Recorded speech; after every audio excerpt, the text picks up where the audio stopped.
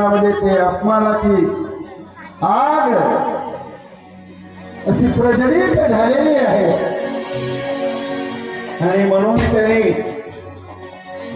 पाहिलं इकडे तिकडे तर आपला कुठलाही मान सन्मान नाही म्हणून रागाने निघून एक मेलेला साप त्याच्या डोळ्याला दिसलेला आहे.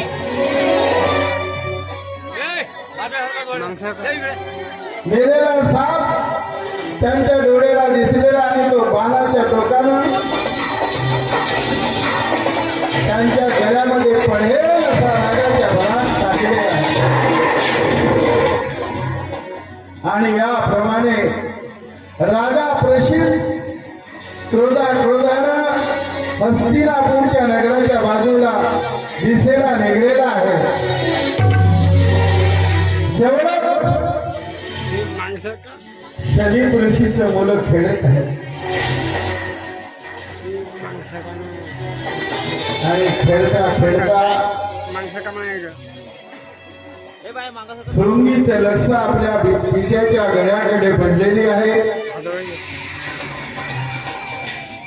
खेळता आपल्या विजेच्या गळ्याकडे लक्ष पडली तर मेलेला साप गळ्यामध्ये टाकलेला आहे आणि कोणी हा शाप टाकला असावा म्हणून तो विचार करत आहे. आणि या प्रकारे शृंगी जवळ येऊन आपल्या बापाच्या गळ्यातला मेलेला साप बाहेर काढून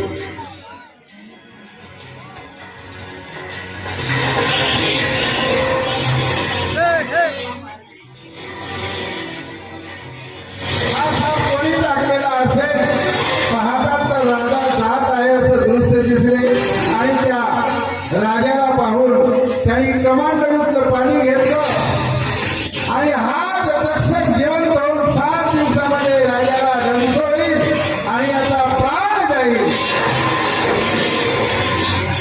असं साप दिलं. आणि याप्रमाणे राजाचा मृत्यू हा 7 दिवसावर ठरला आणि आपल्या पित्याच्या गळ्याला हात धरून शृंगी रडायला लागला आणि रडत असताना त्या समाधीतून समीप ऋषी जागे झाले. समीप ऋषी जागे झाल्यावर सर्व दृश्ये त्याने आपल्या अंतःकरणात